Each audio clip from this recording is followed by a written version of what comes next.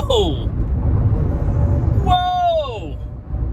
Look out. Big rig coming over and he don't care. Oh, jeez.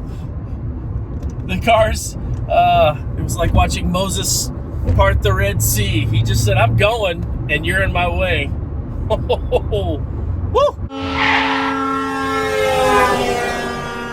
All right, everybody, welcome to Driving While Josh. I'm your host, Josh, broadcasting from our mobile Honda studios, sponsored by Civic, as always.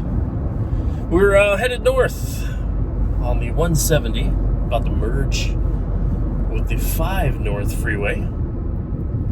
Experiencing a little bit of traffic. It's bordering on rush hour, at least what you would consider rush hour here in the times of Corona.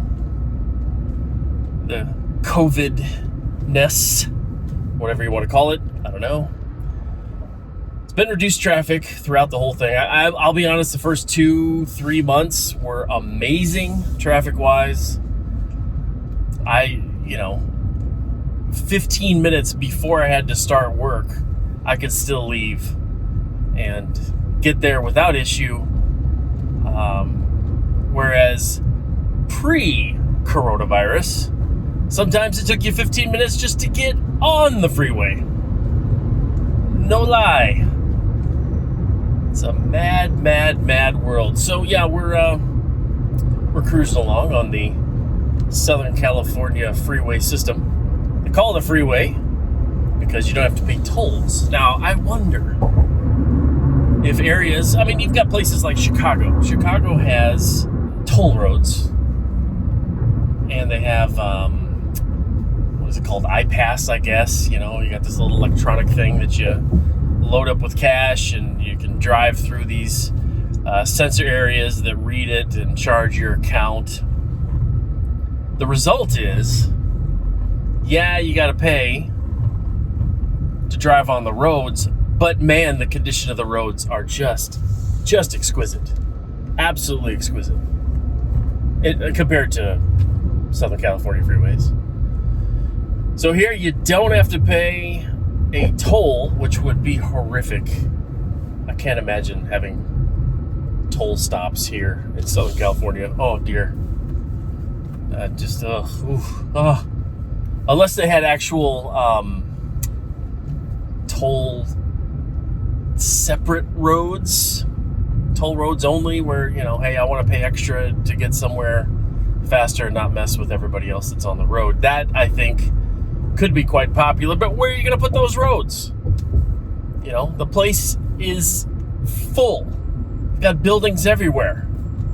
The unfortunate thing they did when they did the city planning here in Los Angeles is, back in the, 20s and 30s, I'm trying to think, the emerging car companies started to make deals with council people here in Los Angeles and convinced them to, don't worry about this public transportation system. You don't need trains and subways. You got earthquakes. You don't want subways. They'll collapse. You'll kill people. You don't want to kill people. You want to have roads. You want to have cars. People can drive.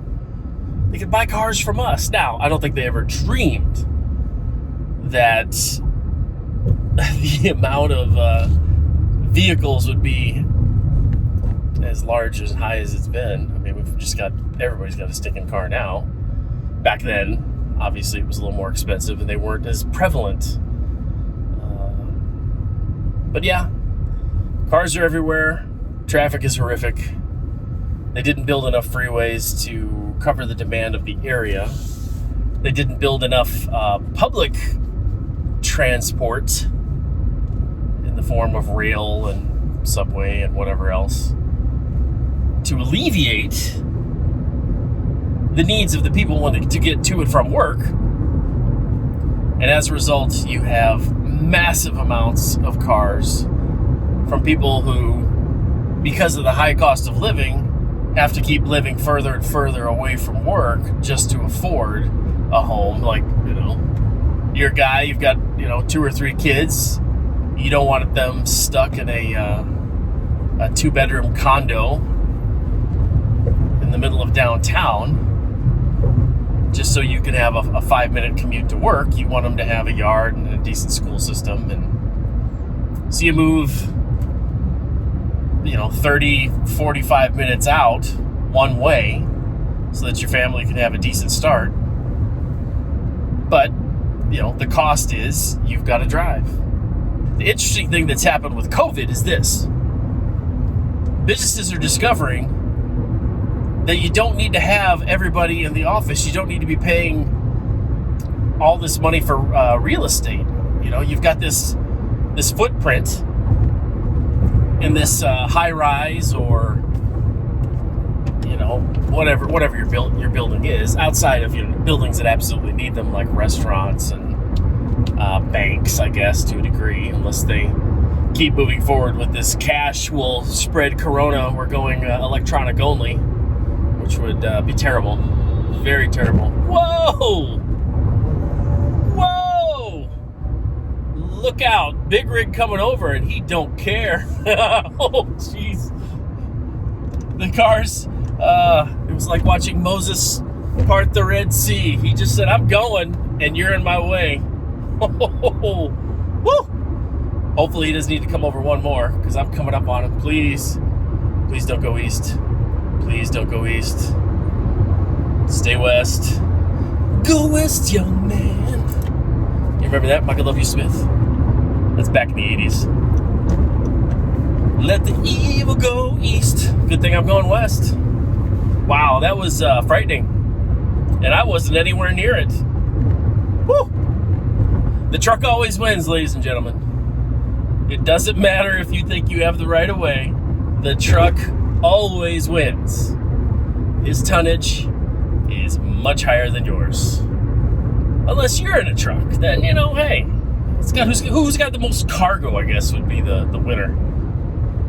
Who's got the Sprier truck, the one that can maneuver without jackknifing as you run the other truck off the road. But anyway, back to my original point. Businesses are discovering that you don't have to pay for office space and break rooms and coffee machines and microwaves and pay for air conditioning and utilities and fix the bathrooms and the flooded toilets. You don't, all that stuff sort of goes away because everybody's at their house. And they're still getting their job done, at least for businesses that are able to do that. I mean, not every business can do that. But, a lot of banking friends of mine have not been into the office since March. I've got some IT buddies who have not darkened their office again for months. So yeah, it's interesting how things are going to turn out. I'm unsure what entertainment's going to look like. Sports, I mean, they've started the Major League Baseball. And the first week they had 14 guys from the Marlins test positive for COVID. And they're thinking, well, your season's over. I was like, wait a minute. I mean, is that what's going to happen? Hey, these guys are about to go to the Super Bowl. Wait, they tested positive for COVID, so they can't go now. Sorry. Hey, who had the next best record? It's madness, I say. Madness. And I like sports. Man, I miss football. Hockey seems to be the only major sports league, I guess, that is doing it right. It seems as if they figured out how to, get around the nonsense that happens with the U.S.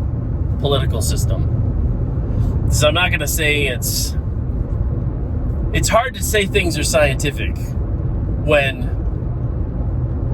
you can open up, you can go shopping at Walmart, Target, Lowe's, Home Depot. You can go get your Starbucks, you can get your McDonald's, but the little mom and pop hardware store's got to shut down. You can't go to church. Can't vote because that's too dangerous. But even, you just went to Lowe's and handled a whole bunch of plastic and metal that a whole bunch that other people have handled, or Costco. How many other people have handled the stuff that you touched? Do you know? How long does the germ, the virus, stay on plastics and metals? You know? Are they thoroughly cleaning everything at Costco, at Walmart, at Target? You're still going there, but it's too dangerous to vote? Come on. Come on. Don't do that. Don't be that guy. Don't be that girl. So we'll see how the NHL season goes. I think they're doing it right. They're making very specific restrictions that would guarantee that entire teams are safe. The Major League Baseball is not doing that. And as a result, I think you're going to see a lot of problems, either teams being forced to quit the season, or I don't know. I don't know what's going to happen with MLB. I'll be honest with you. Worried about the NFL too. It's kind of a mess. NBA's already lost my vote because they seem to have made it political. Why? Can't you just play basketball? Are you honestly going to tell me that, let's say the Chicago Bulls decided to wear MAGA 2020 stuff, that there would not be an outrage over it?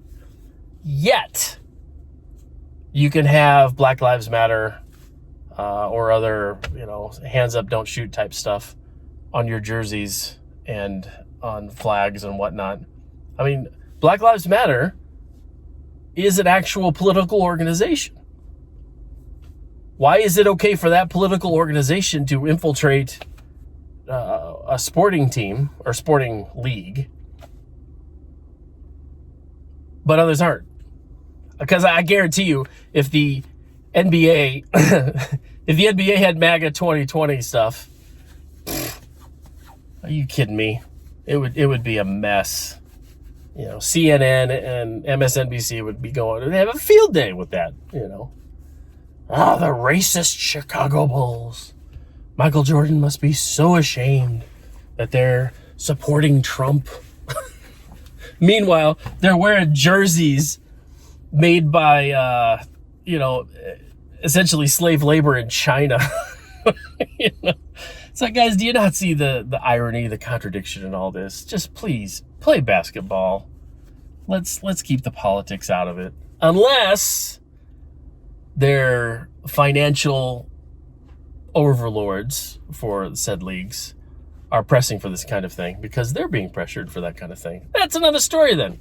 It's always follow the money. You'll usually get your answers there. That's been this episode of Driving While Josh. I hope you all are well. Take care.